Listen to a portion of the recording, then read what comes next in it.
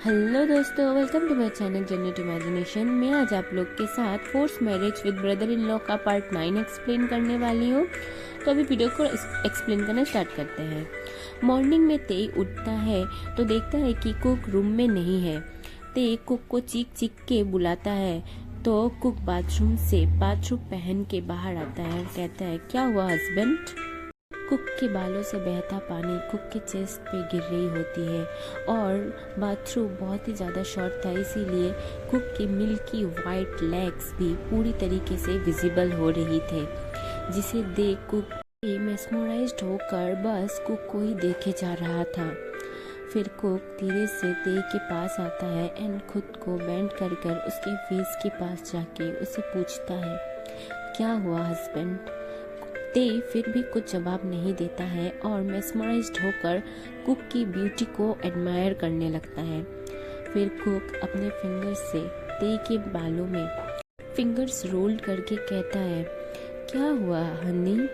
And ते बहुत ज़्यादा हार्ट फील करने लगता है। जब उसे ये रियलाइज़ होता है तो वो खुद को कुक से अलग कर भागते हुए बाथरूम के अंदर चला जाता है। ते के बाथरूम में जाने के बाद कुक बैठता है और कहता है, आई नो ते, तुम ऐसे ही करने वाले थे। फिर ते अपने मन में सोचता है, ओ माय गॉड, ये मुझे क्या हो गया था? मैंने पहली बार कुक को इस तरीके से देखा, कुक के लिए इतना हार्ड फील किया। ये मैं क्या कर रहा हूँ? मुझे ये सब नहीं सोचना चाहिए। वो किसी और से प्यार करता है, वो किसी और का है। वो ये सब इसलिए कर रहा है क्योंकि उसकी याददाश्त अभी नहीं है। जब उसकी मेमोरी वापस आ जाएगी तब वो भूल जाएगा और वो उस लड़की के पास चला जाएगा जिससे वो प्यार करता है। वो मुझसे प्यार नहीं करता, मैं क्यों उसके लिए इतना फील कर रहा हूँ? मुझे ऐसा नहीं करना चाहिए। मैं इतना सेल्फिश नहीं कि अपने प्यार और अपनी खुशी के लिए किसी और का प्यार और खुशियाँ छीन लूँ। नहीं, मैं ऐसा नहीं कर सकता। कुक, जब तुम्हें तुम्हारी मेमोरी वापस मिल जाएगी मैं तुम्हें तुम्हारे प्यार से मिला दूंगा। मेरी वजह से किसी दो प्यार करने वाले अलग हो जाए, ये मैं बिल्कुल भी नहीं चाहता। मैं इतना सेल्फिश नहीं हूँ cook, but I really love you.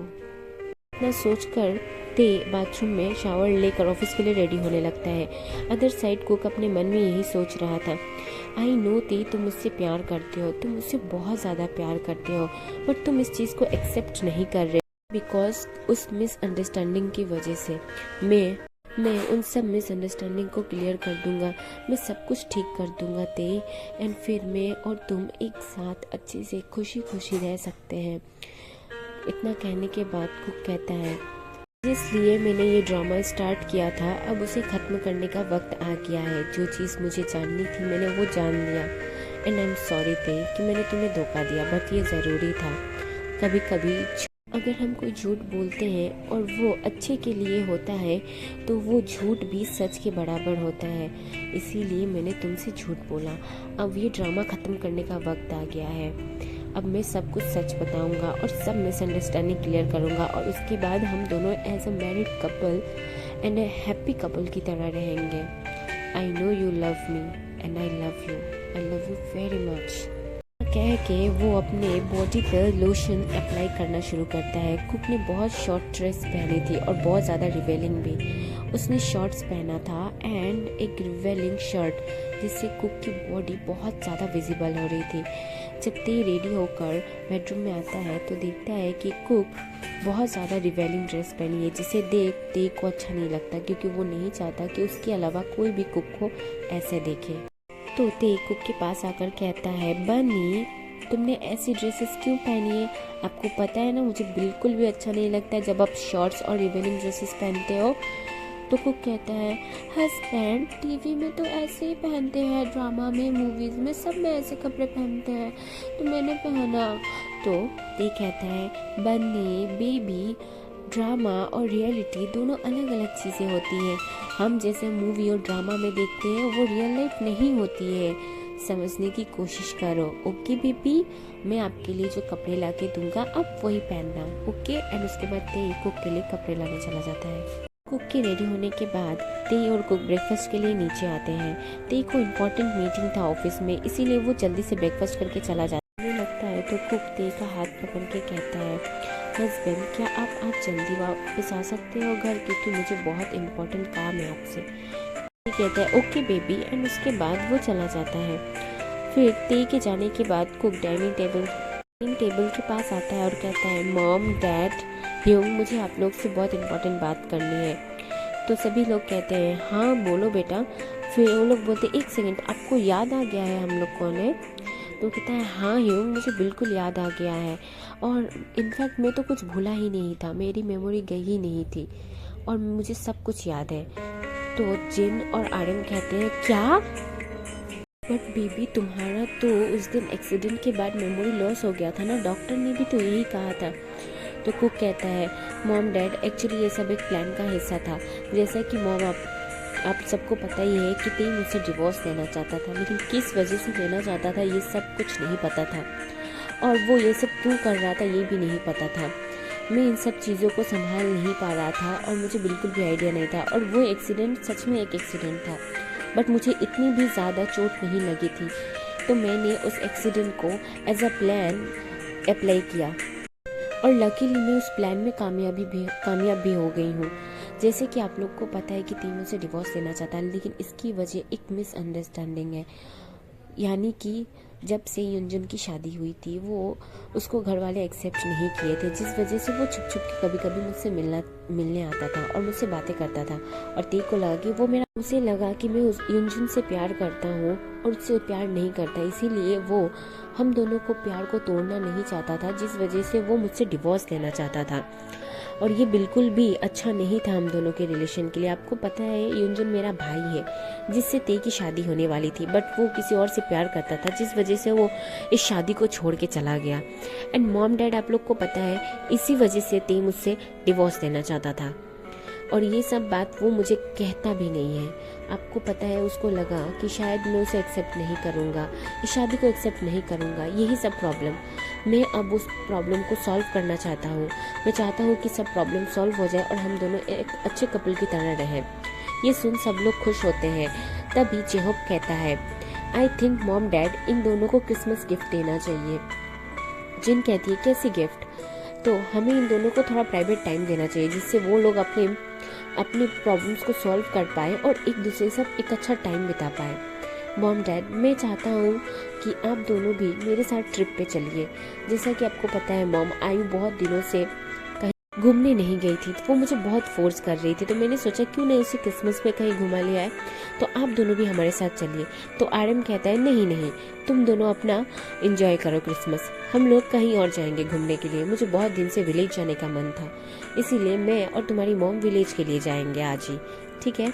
फिर वो लोग सब अपने विलेज के लिए निकल जाते हैं और जो भी अपने आयोग के साथ घूमने के लिए चला जाता है। तो कुक अपने प्लान को सक्सेस करने के लिए सारी प्रिपरेशन करना शुरू कर देता है। पहले कुक अपने और ते के शेयर्ड बेडरूम को बहुत ही अच्छी एंड ब्यूटीफुली डेकोरेट करता है, लाइक कुछ इस तरह।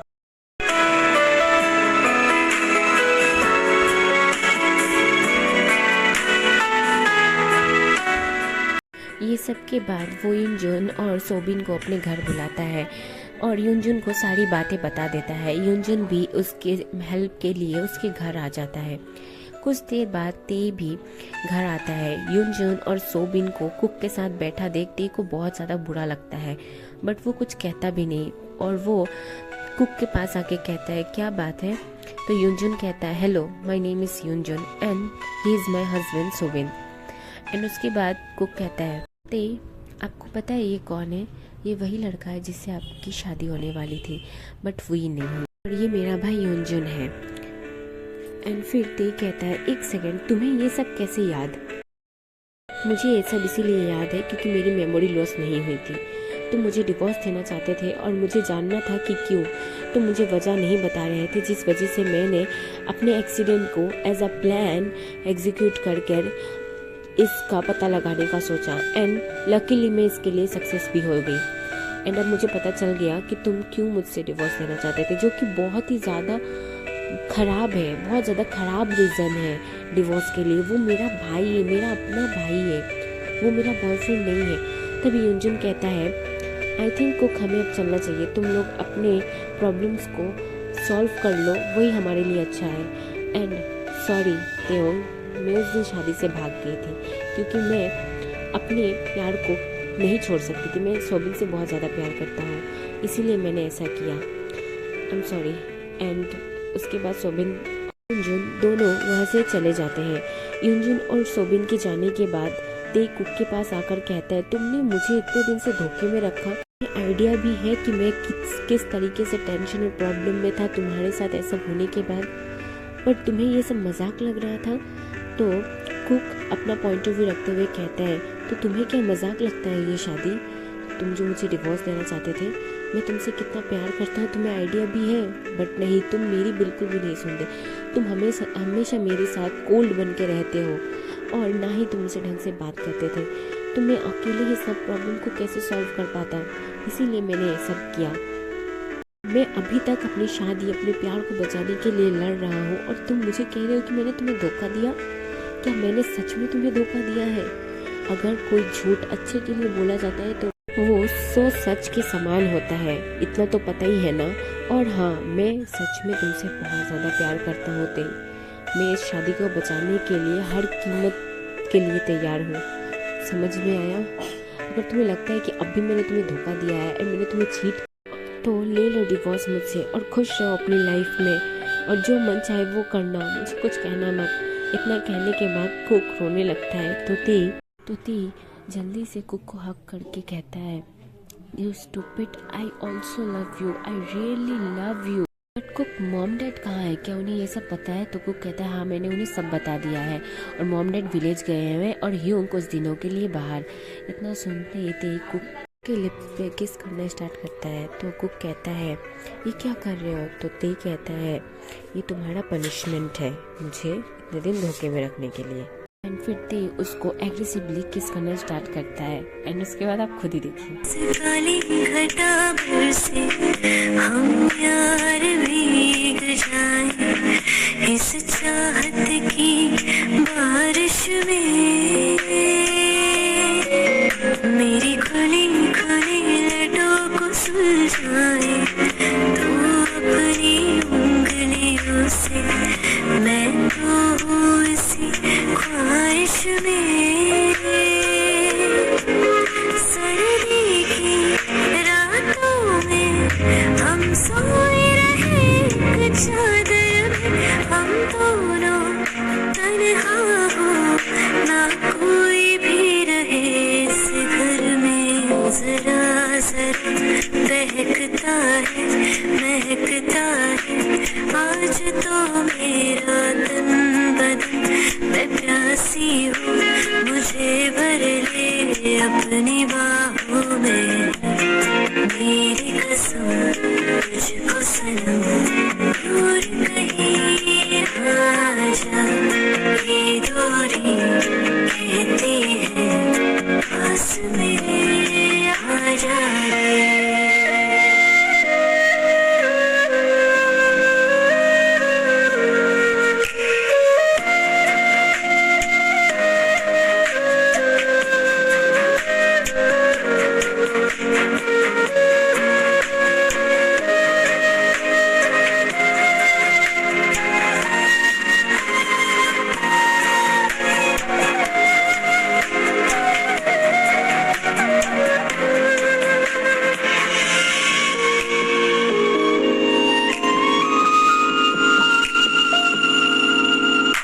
तड़पाए मुझे तेरी सभी बातें, एक बार दीवाने, झूठा ही सही प्यार तो कर। मैं भूली नहीं हंसी मुलाकातें, बेचैन करके मुझको मुझसे यूं ना रूठेगा ना मुझसे।